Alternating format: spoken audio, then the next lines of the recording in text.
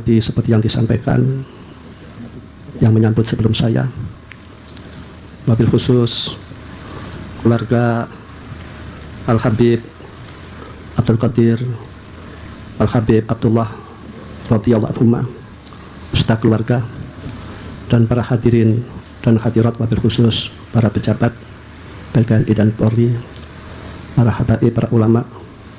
Mudah-mudahan semuanya dimuliakan oleh Allah. Akramakumullah fi dunya wal akhirah. Amin ya rabbal alamin. Alhamdulillah kita bisa hadir di majlis yang demikian, yang mana majlis yang demikian majlis yang dicari oleh malaikat. Ketika malaikat itu menemukan majlis di demikian, maka malaikat memanggil malaikat-malaikat yang lain. Maka di majlis yang demikian barakah Allah diturunkan, rahmat Allah diturunkan, maghfirah Allah diturunkan, dan pengampunan Allah diturunkan. Dan di majlis yang demikian Allah mengijabai doa kepada orang-orang yang hadir di majlis demikian. Semoga kita semuanya mendapatkan, amin ya rabbal alamin. Imam Ghazali rahimahullah ini tentu orang tuanya tidak populer, tidak terkenal seperti Imam Ghazali rahimahullah, namun beliau salah satu ulama yang berjasa di dunia dan kitabnya dipelajari oleh lintas madhab. Dan bapaknya beliau itu aktif ya, istiqomah, hadir di majlis ilmi. Dan di tengah majlis bapaknya selalu berdoa, minta kepada Allah diberi anak yang alim. Lantas oleh Allah diberi anak yang alim di antara Syekh Muhammad Al-Ghazali dan Ahmad Al-Ghazali. Inilah kelebihannya kita hadir di majlis demikian. Maka di majlis yang demikian doa kita dijabai oleh Allah. Maka ini merupakan al-fursah adz-dzahabiyah, kesempatan emas. Kita berdoa kepada Allah, mudah-mudahan anak kita minas sholihin wa sholihat. Mudah-mudahan kita semuanya mati dalam keadaan husnul khatimah dan dikumpulkan oleh Allah bersama orang-orang sholihin, amin ya rabbal alamin. Ini merupakan janji Allah, diriwayatkan Rasulullah sallallahu alaihi wasallam, qala Rasulullah sallallahu alaihi wasallam, al-mar'u ma'a man ahab. Orang besok oleh Allah akan dikumpulkan dengan siapa dia mencintai di dunia itu. Hadis ini ketika diterima oleh para sahabat, sahabat sangat bungah, sangat bahagia. Sebab dengan hanya mahabbah saja orang derajatnya dimuliakan oleh Allah Subhanahu wa taala. Namun hadis ini dikomentari oleh Imam Hasan Basri rahimahullah, bahwasanya mujaradul mahabbah la yanfa. Kalau hanya cinta saja ini kurang ada artinya.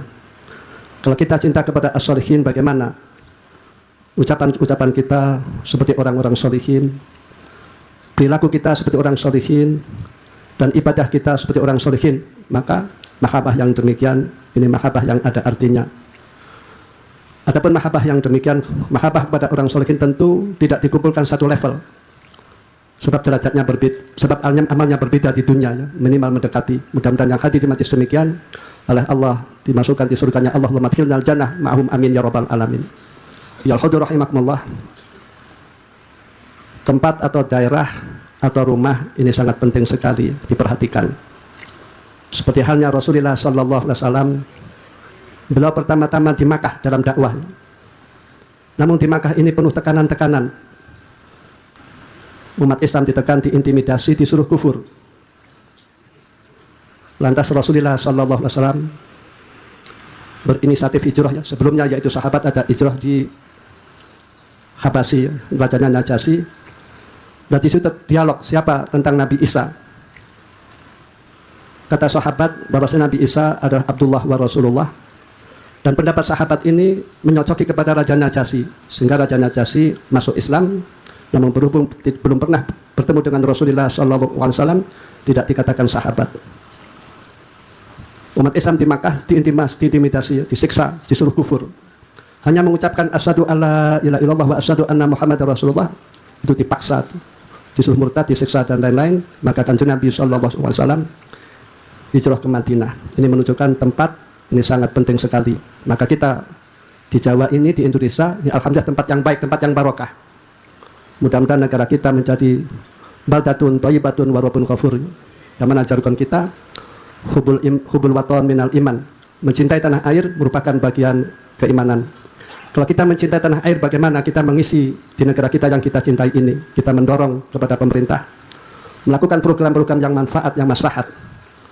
Dan tentu kita akan mengkritik bila mana pemerintah misalkan saja melakukan hal mafasid atau mafsadah seperti penggundulan hutan dan lain-lain, sebab ini akibatnya bencana. Artinya dalam Islam masalih dan mafasid itu diperhatikan. Masalih kita dorong, ma'ruf kita dorong, mafasid kita cegah, al-manhiyat kita cegah.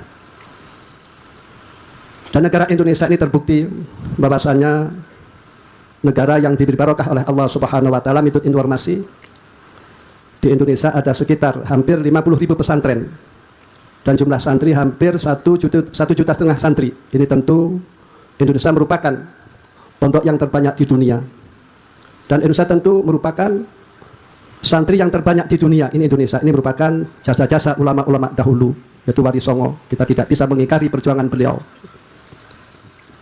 Ketika Kanjeng Nabi itu hijrah di Madinah, maka yang dilakukan oleh Rasulullah Shallallahu Alaihi Wasallam mengislahkan, mendamaikan kabilah-kabilah yang sedang konflik.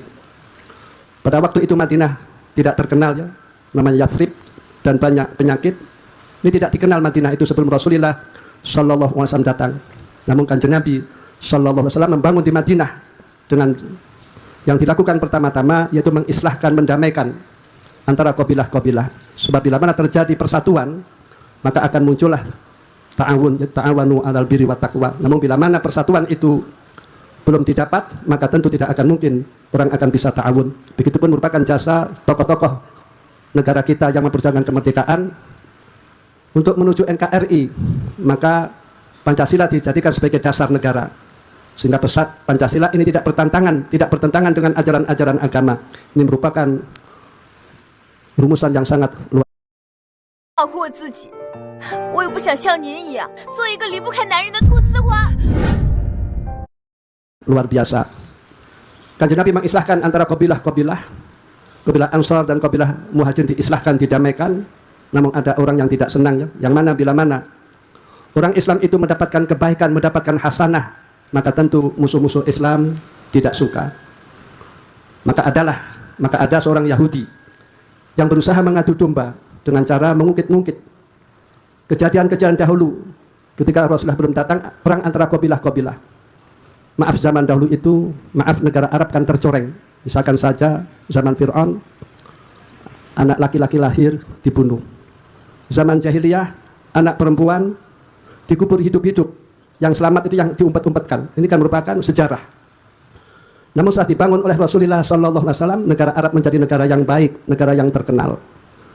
Sehingga apa yang terjadi di haram, maka akan terjadi di luar haram. Namun bila mana tanah haram itu aman, maka di luar maka akan aman. Mahala bil haram halabikum. Bila mana di tanah haram itu aman, maka di luar tanah haram akan aman. Jadi artinya ukuran keamanan dunia adalah tanah haram. Bila mana Makkah dan Madinah aman, di negara-negara yang lain ini akan aman. Pada waktu itu orang Yahudi akan mengadu domba, dan ini orang Islam akan terpancing. Diadu domba akan mau. Tentu orang mengadu domba itu tentu ada ya. Sehingga orang mengadu domba itu diancam oleh Rasulullah SAW, la yadkhulu jannah namam. Orang yang mengadu domba tidak akan masuk surga aima as-sabiqin. Sebab bahayanya namimah, bahayanya adu domba. Sehingga rahim putus dan lain-lain. Imam Ghazali mengomentari hadis tersebut, an-namimah minal kabair, mengadu domba termasuk dosa besar. Namun bila mana diadu domba mau, ini dosanya lebih besar daripada orang yang mengadu domba. Dengan arti, kalau orang itu diadu domba tidak mau kan selesai. Maka yang kita hadapi di zaman sekarang ini adalah musibah, konflik antara negara Islam dan negara Islam, dan konflik antara orang Muslim dan orang Muslim. Namun mudah-mudahan Allah merukunkan, amin ya rabbal alamin. Lantas oleh Rasulullah didamaikan karena turun ayat, wa'tasimu bihablillahi jami'an wa la tafarraqu, supaya kamu sekalian berpegang teguh dan bersatu dengan pedoman Al-Quran atau hablullah, yaitu agama Islam. Kalau Allah perintah bersatu, maka setan perintah sebaliknya. Adatnya setan demikian. Setan perintah konflik. Jadi kalau orang konflik, orang tukaran, ini maknanya mengikuti perintah setan, tidak mengikuti perintah Allah Subhanahu wa taala. Wala tafarraqu, dan jangan sampai kamu bercerai-berai. Kalau Allah itu melarang bercerai-berai, maka setan itu perintah untuk bercerai-berai. Jadi kalau orang itu bermusuhan, sesama muslim, konflik, perang, ini merupakan mengikuti perintah-perintah setan. Padahal lillahi ma fis samawati wa ma fil ard. Apa yang ada di bumi dan di langit ini merupakan milkun lillah ya. milik Allah Subhanahu wa taala. Diri kita saja itu milikun lillah. Jadi artinya kita menasarufkan diri kita atau menasarufkan apa yang kita miliki, ini tentu ada aturan-aturan yang diatur dalam agama atau fikih. Kalau orang itu misalkan saya tidak nurut kepada Allah, silahkan dia akan bertempat di tempat selain milik Allah. Dia akan bertempat di mana? Padahal lillahi ma fis samawati wa ma fil ardh. Jadi mau tidak mau manusia harus tunduk kepada Allah Subhanahu wa taala. Juga turun ayat pula, wal takum minkum ummatun yad'una ilal khair wa ya'muruna bil ma'ruf wa yanhauna 'anil munkar wa ulaika humul muflihun. Supaya ada dari kamu sekalian umat yang mengajak kebaikan, ya, mengajak kerukunan, mengajak damai. Ini merupakan fardul kifayah. Dan jasa seorang pesantren ini menggugurkan dosa-dosa masyarakat. Sebab orang yang mulang mengajak kebaikan-kebaikan ini adalah alumni pesantren. Bila mana tidak ada orang yang mengulang ngaji, mengajar ngaji, mengajak kebaikan, maka daerah itu akan berdosa semuanya. Jadi artinya jasa orang-orang pesantren yang sangat luar biasa ini menggugurkan dosa-dosa dari masyarakat, yaitu dalam hal ini dakwah ilal khair, amar bil ma'ruf dan nahi mungkar. Bila mana orang itu melakukan, orang yang mempunyai ilmu melakukan dakwah ilal khair dan amar ma'ruf dan nahi mungkar, maka itulah orang-orang yang bahagia. Itulah orang-orang yang bahagia. Wala takunu kalladzina tafarraqu wakhtalafu. Jangan sampai kamu seperti orang-orang dahulu yang konflik.